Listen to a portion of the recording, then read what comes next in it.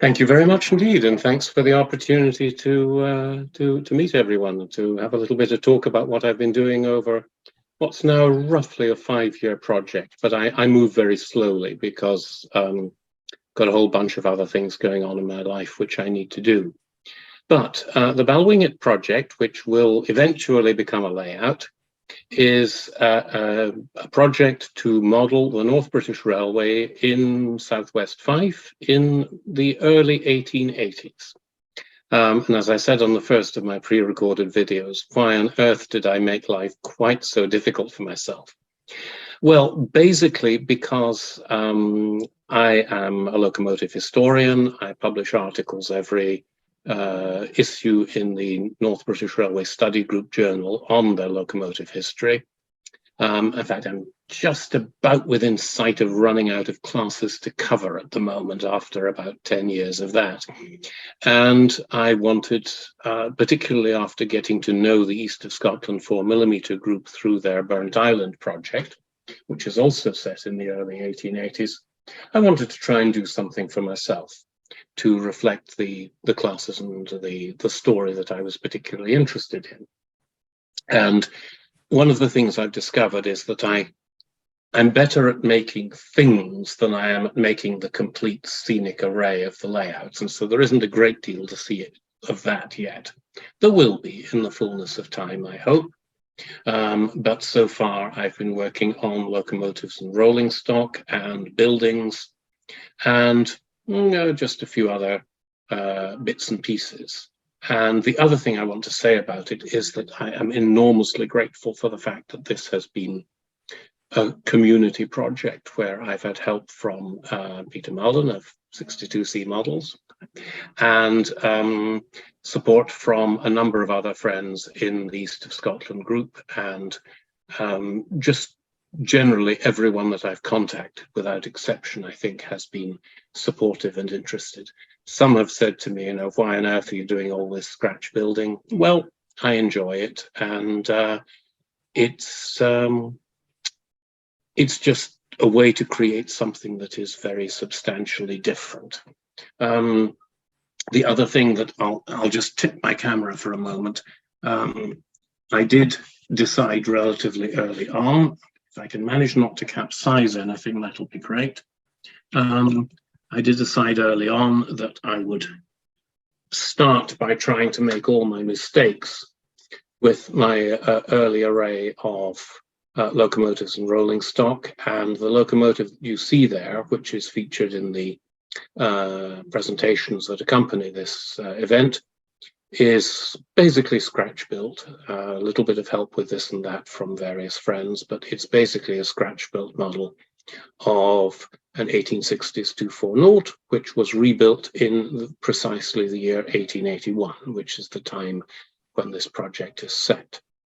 Other things to say, the scenario is a realistic one. Let me put my face back on. The scenario is a realistic one in that a lot of the lines in Scotland in the late Victorian period were built in installments. They were built in bits.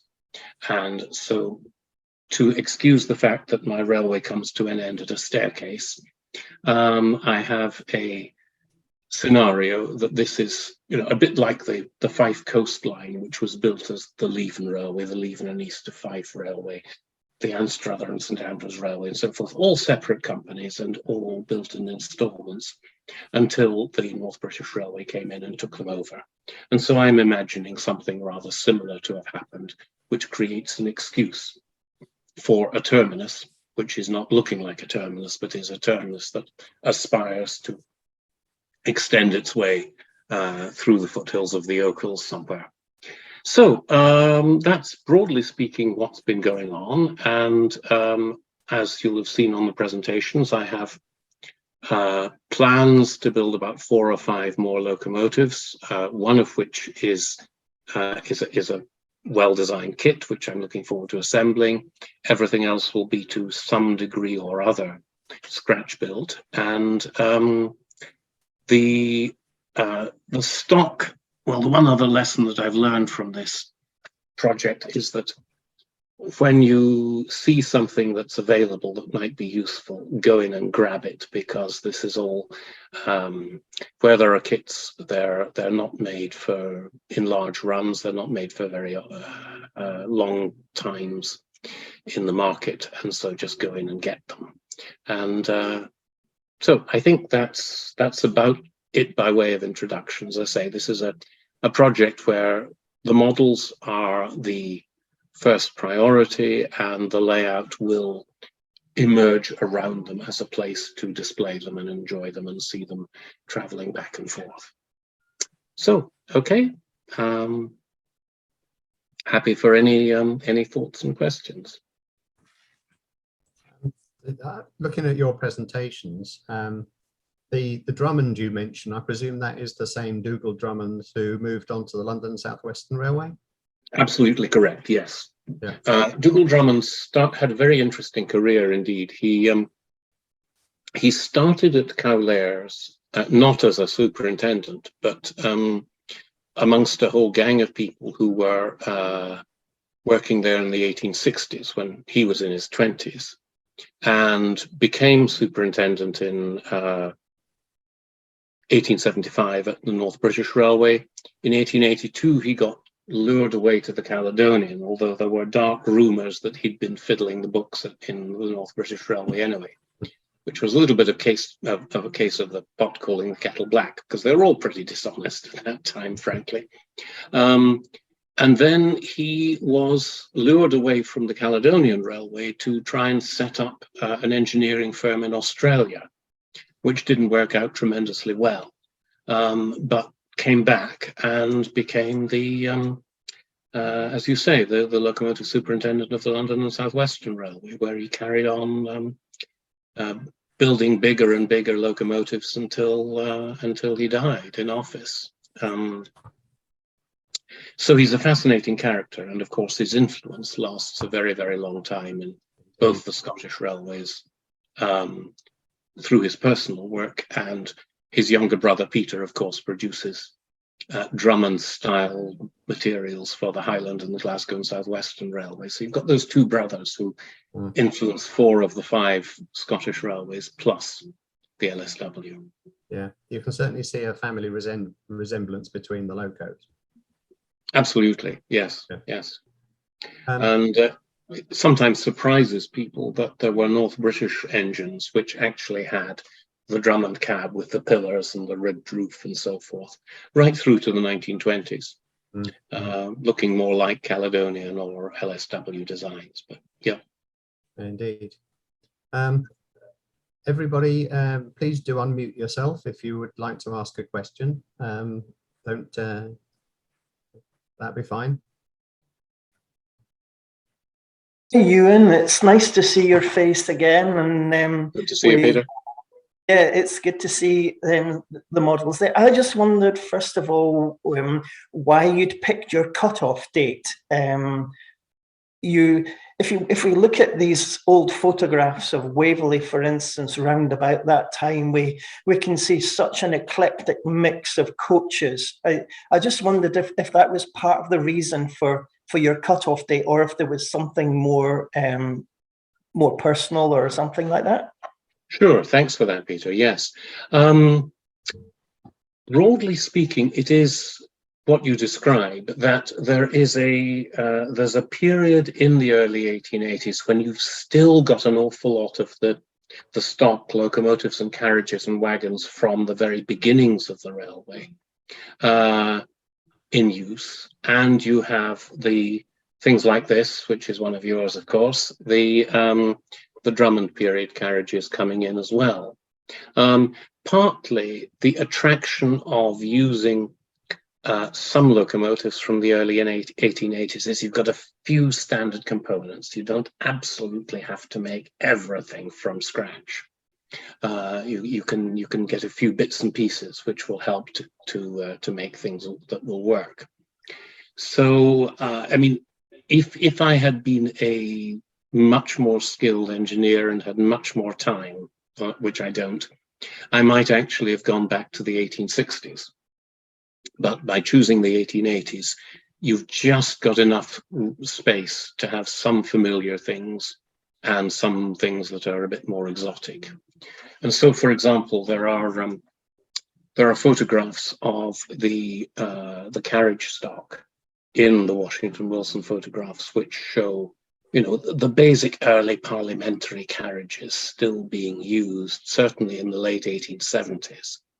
The other thing I should say is, in all honesty, my date is not absolutely rigid. I don't think anybody's ever is. I'll sort of slip backwards a bit and I'll slip forwards a bit, but 1881 is kind of the center of gravity for the project, as it were.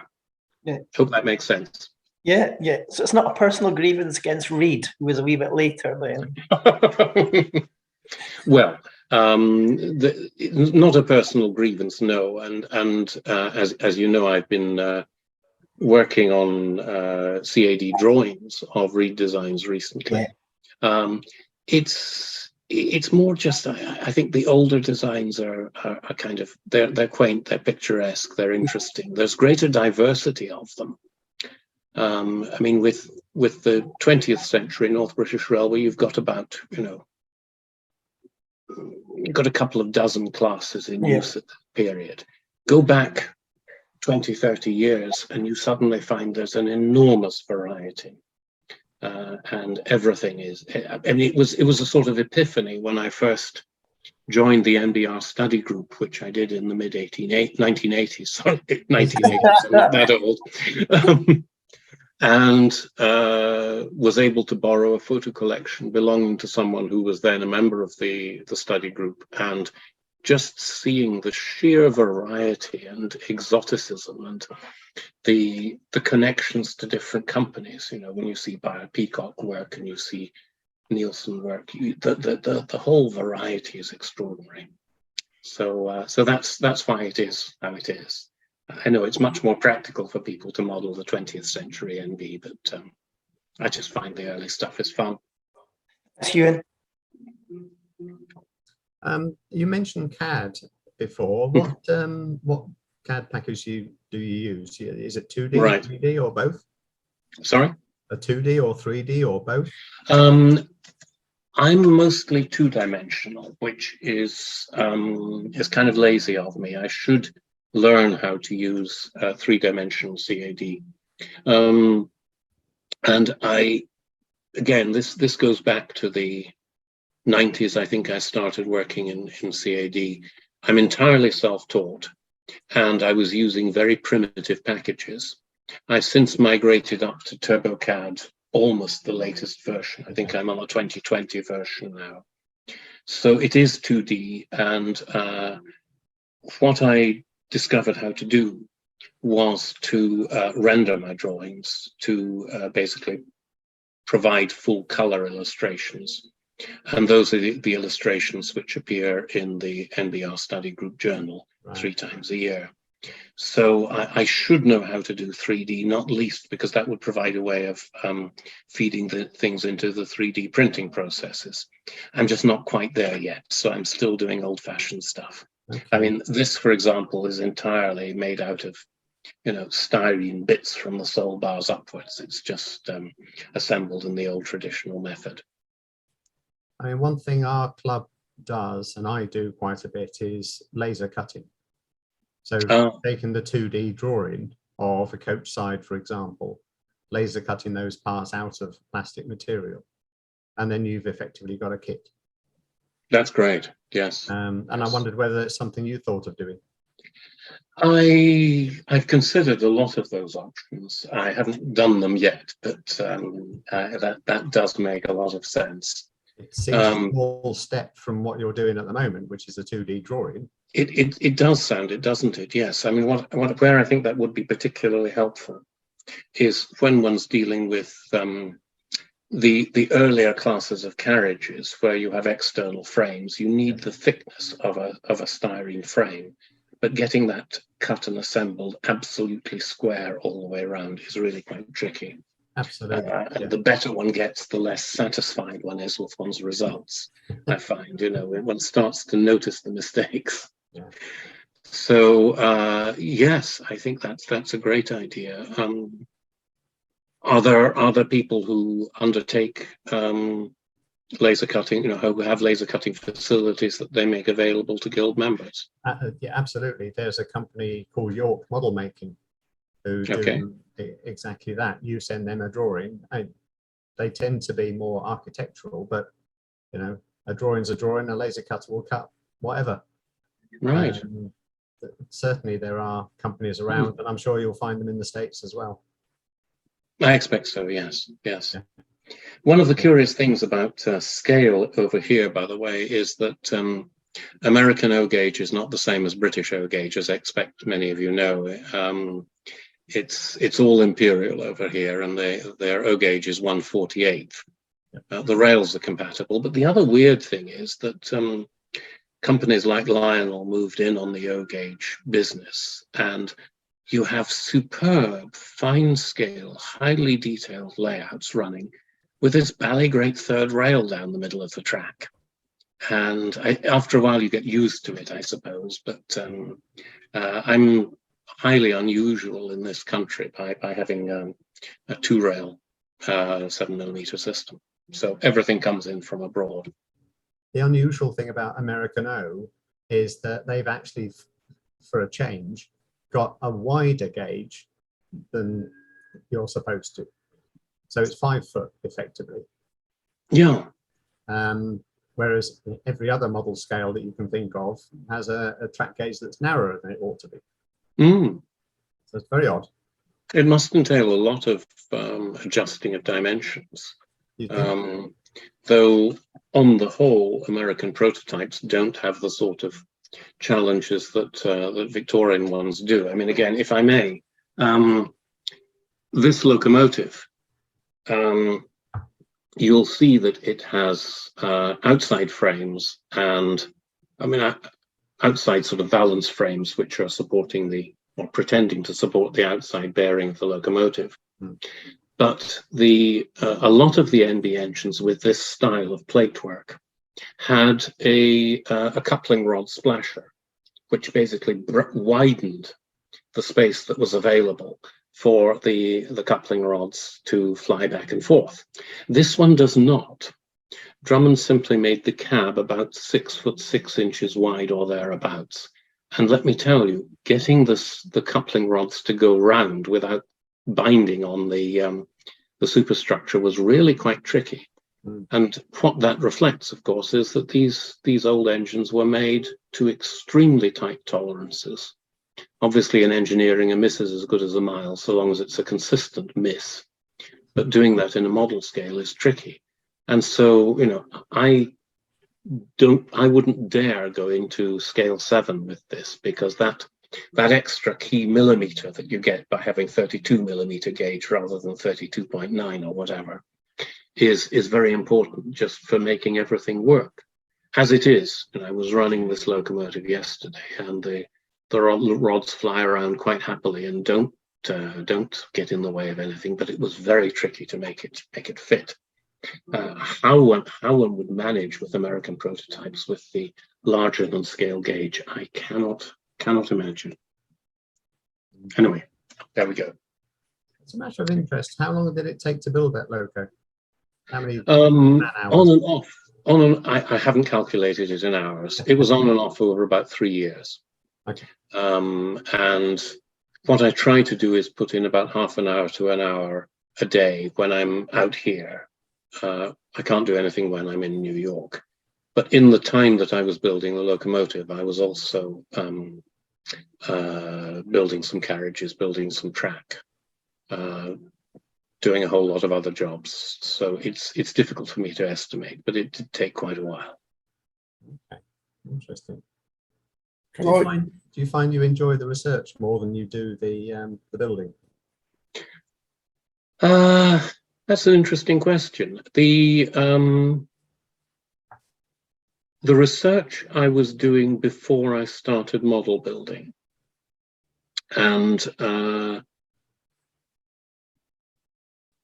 so in a sense, once I started the model building project 5 years ago, a lot of the research was done. And that had been an absorbing interest of itself. I think I like both, to be honest. The thing about making things is that one finds out new things that the research didn't necessarily reveal, and one acquires new skills that one didn't think one had. So it's all part of the fun of the hobby, I think, to be honest. I probably do more research than most people, in that I do try to produce prototypes that just aren't otherwise well known. So I'm doing a much larger proportion of the research than maybe your typical even 7mm modeler, certainly more than most modelers in more commercial scales. So yes, I do enjoy the research, but not at the expense of the modeling, because the research feeds the modeling, if that makes sense. Indeed, yes. Can I just ask a question? That vehicle that you've got on the end there is an intriguing vehicle. I take it it's some type of brake van. Yeah, that one. It's a horse box. Oh, it is a horse box, is it? Yep. Let me hold it up to the camera a bit better. Because you were saying, you were saying about the research for all this sort of thing. Mm-hmm. I mean, that's an intriguing. I'm into horse boxes actually, right. but I mean that is an odd shaped vehicle. It is indeed, isn't it? Yes. Yeah. Well, I'll tell you the story about that. Peter mentioned the very large number of photographs that exist of Edinburgh Waverley in particular from the 1870s and 80s, and actually going back to the late 1850s.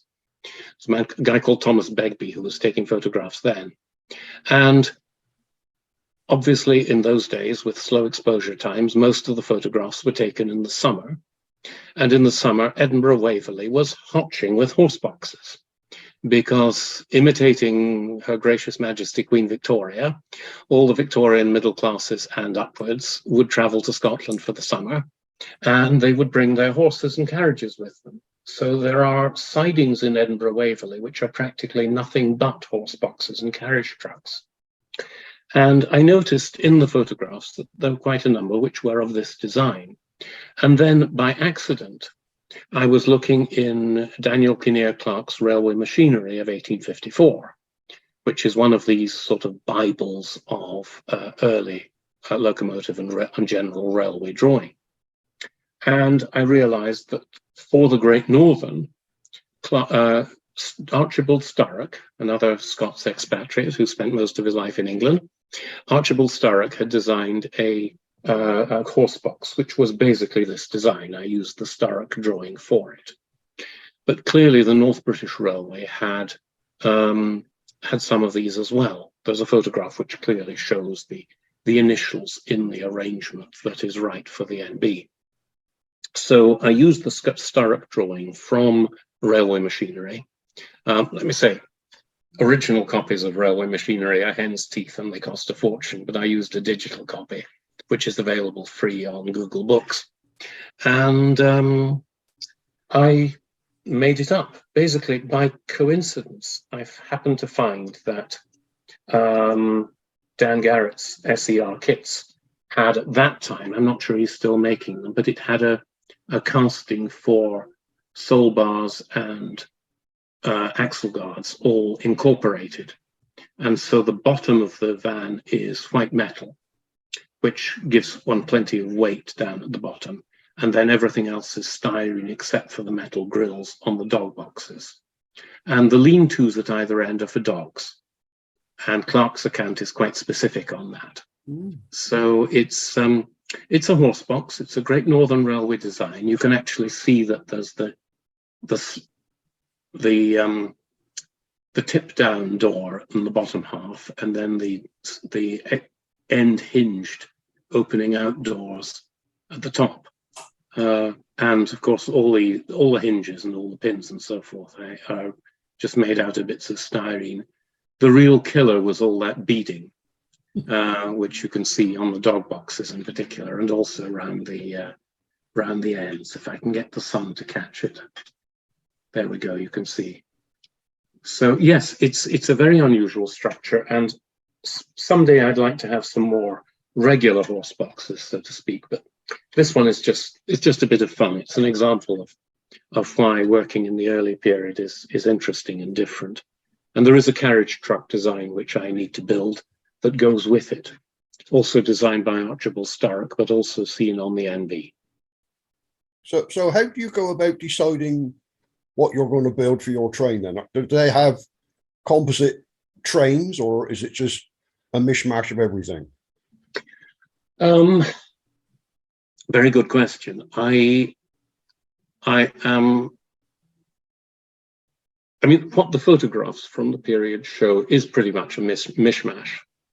But what I think I will plan to do is to have about, for passenger stock, roughly 2 slightly flexible rakes of carriages, one which will be mostly 1870s and 80s, and one which will be mostly earlier. And so I think there will be, a sort of unpleasant, uncomfortable, dirty old carriages that the NB should have got rid of decades ago and hadn't because they were too cheap to do so. And then there will be the more modern Drummond types represented here by the brake third. So, and then which locomotive goes with which train is another rather interesting question. One thing I should say, by the way, about my scenario is that the Southwest Fife lines, before the fourth bridge was built, were actually an express route. I mean, an express train by NB standards in the 1880s was not a particularly fast-moving thing, but the trains from Glasgow would basically have running powers for a very short section of the Caledonian until they got to Stirling, and then they would run through the Stirling and Dunfermline, and then through Fife until they got to Tayport, and then there was the ferry, or of course, from 1878 to 1879, and then after 1887 there were the Tay bridges. My period is one between the fall of the first Tay bridge and the building of the second. So you can legitimately have quite both modern express trains running and very, very ancient local sort of parliamentary style carriages. So I think it'll probably be a mixture, but with some consistency in the way that the trains are marshaled. Very good. Thank you. Oh, thank you for that. Any other questions? Yeah, I was going to say, any of our other visitors got some questions for Euan about the models or the layout? It's all quiet. The other thing that interests me is you say that it's all the East Fife Railway that goes all through that area. I mean, I was born in Perth, as you can see by my name, but I've been down here since I was 4. And I know very little about the railways of Scotland. But something like what you're doing, especially in the early period, gives quite a good insight into how it developed into what it is today. Because when you think about it, you think, well, okay, you can't get across the Forth until you get to, say, Kincardine, until they built the Forth Road Bridge. Must have been a hell of a jolt all the way around. It was, apart from the ferries. Mm-hmm.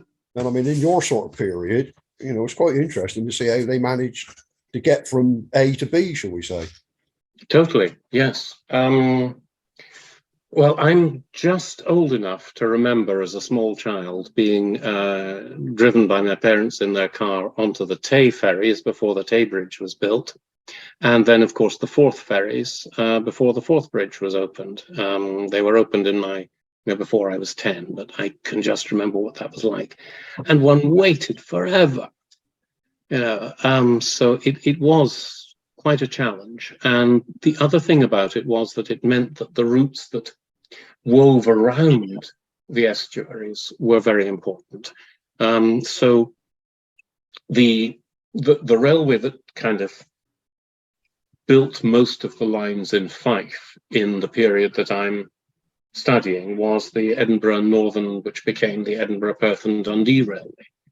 And they operated from from Inverkeithing and Burnt Island, across the middle of Fife, through Markinch, Ladybank, Cooper, and then up to Tayport, through the old route that ran through Blucher's old station. Sorry, this will make a great deal of sense for people who know Scotland and not so much for anybody else.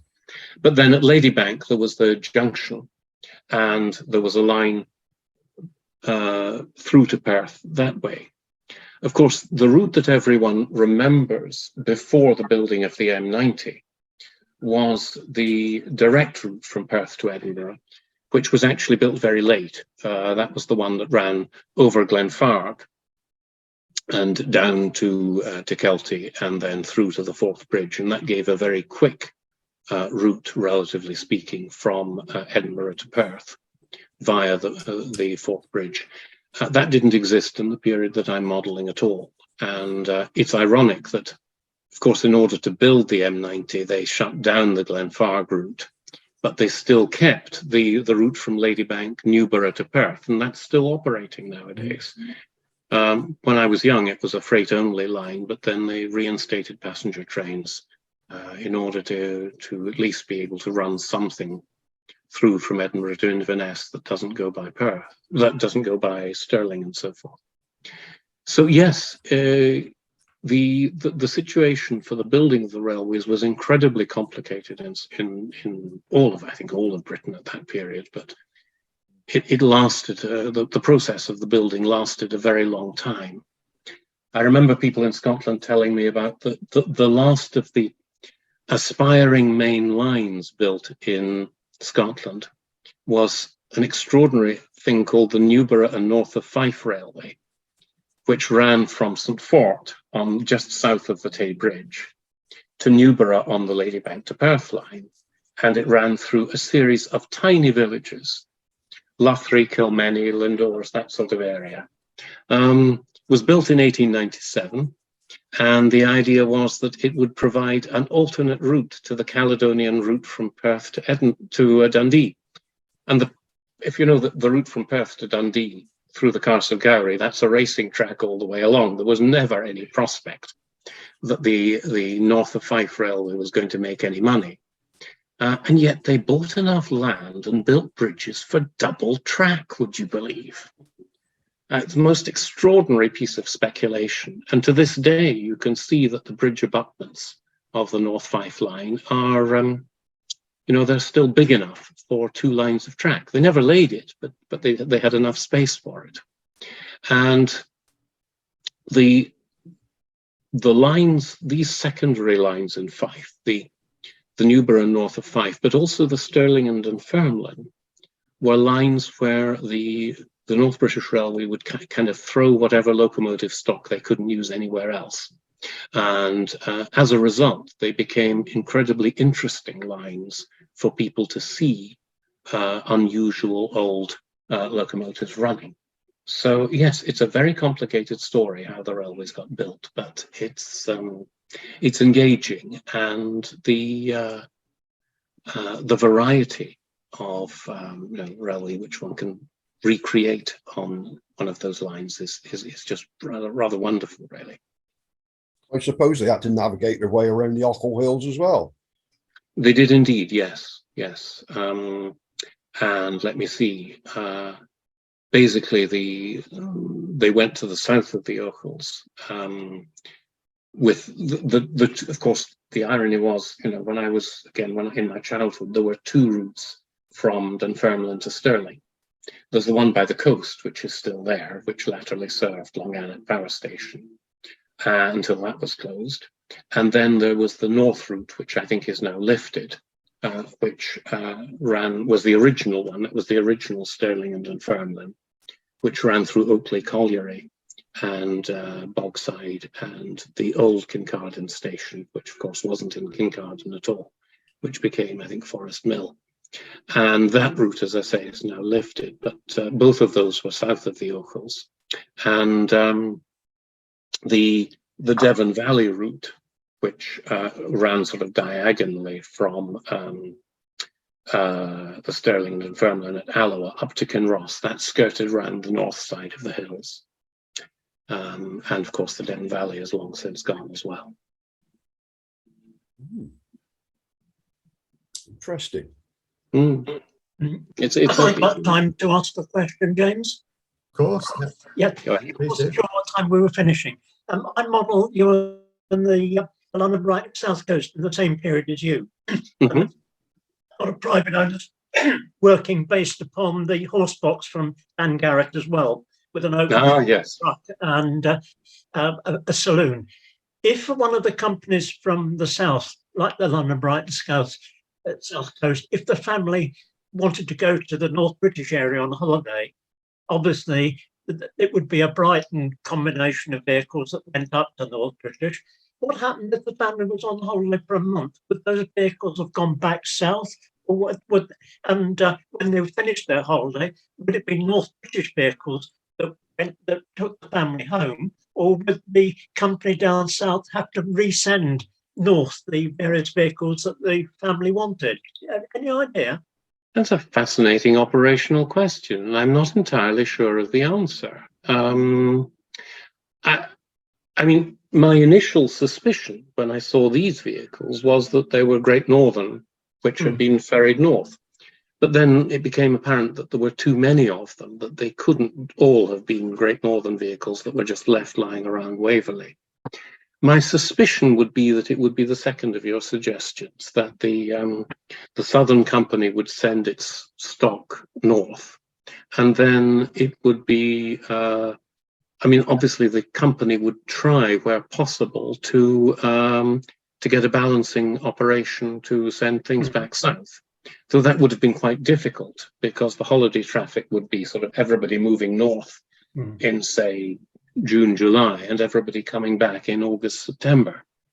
But I would be surprised if the Southern Company would send empty stock north. Simply the reason I asked is I'd quite like to fill one of your horse boxes. Right. Yes. Give me an excuse. Yes, absolutely. No, I think that's a great idea, and I think that. And the other question is: Have we got any idea what the nature of the transaction would be? Are the families buying the transit for the horse, or are the families hiring the box to take their horses?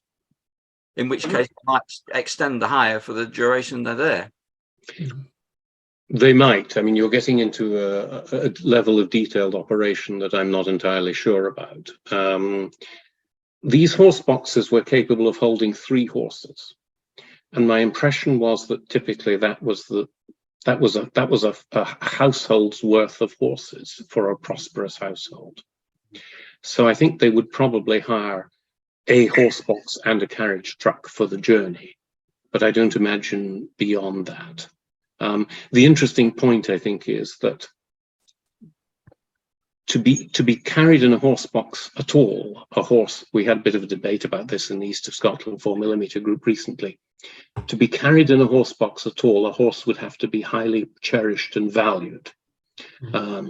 Horse boxes travelled with passenger trains, the grooms were expected to accompany them, they would be generally coddled and looked after. If you were the kind of person who simply wanted to hire a horse and carriage once you were on vacation, then you wouldn't bother with this. It's only the most expensive vehicles and animals that would have been carried this way.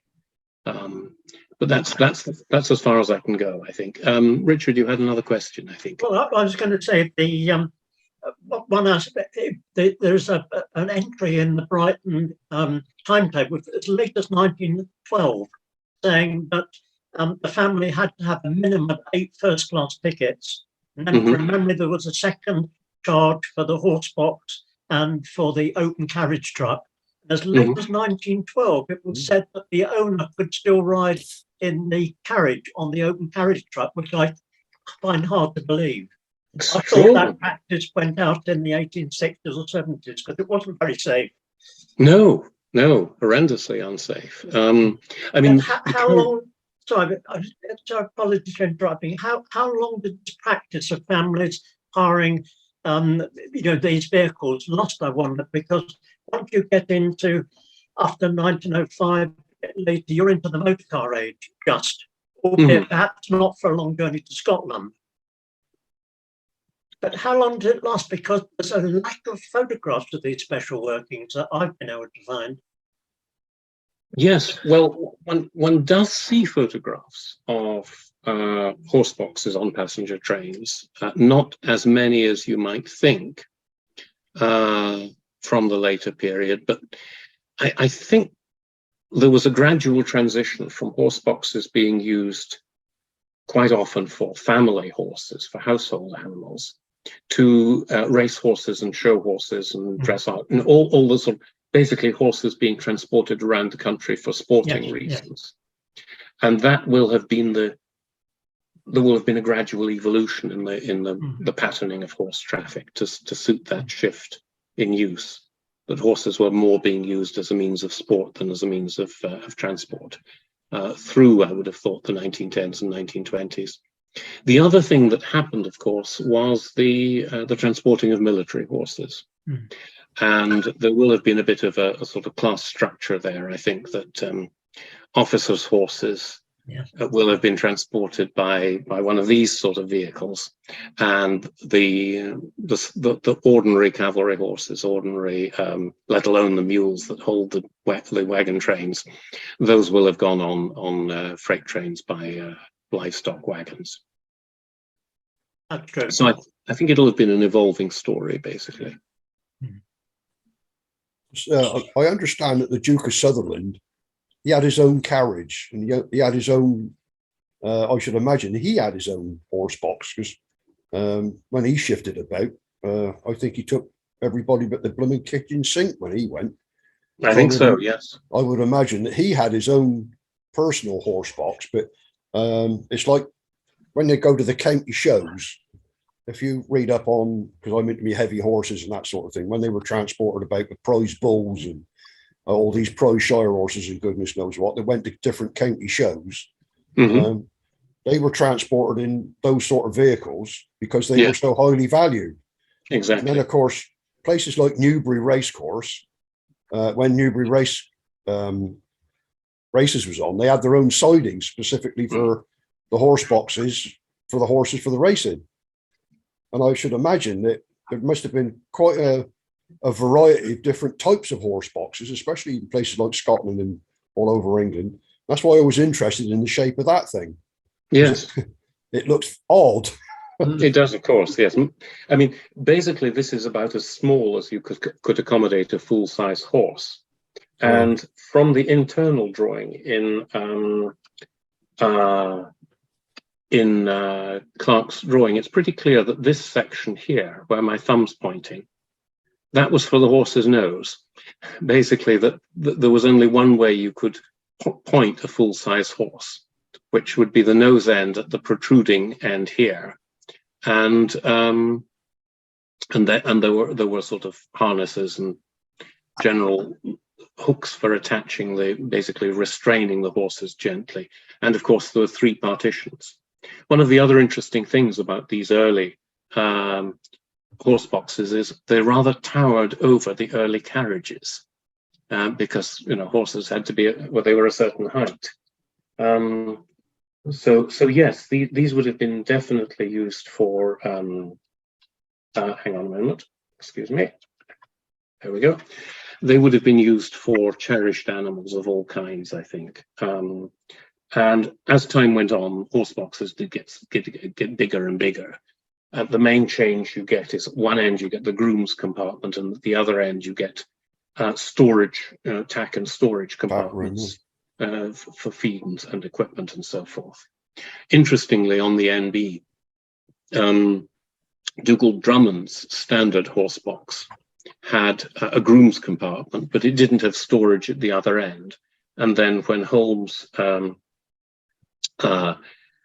redesigned it, basically built some slightly larger ones, he took the Drummond structure and pretty much left it on its own, except he added the extra storage at the end opposite the groom's compartment, and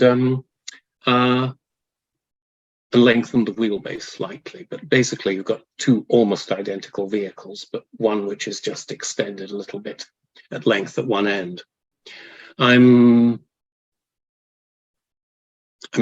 would be great. It would be very interesting to see if one could get etched kits made of these designs, or indeed, as you suggested, James, to get some laser cutting done to produce them. The other intriguing thing that Alan Rogers of the NBR study group came up with when he was looking into horse boxes was that in the 1870s, early 1870s, Thomas Wheatley, who was then in charge of the NB's locomotive and carriage stock, he was told to order some horse boxes with grooms compartments and then a few dozen without grooms compartments. And I can only think that the rationale for that is that the idea that you can have,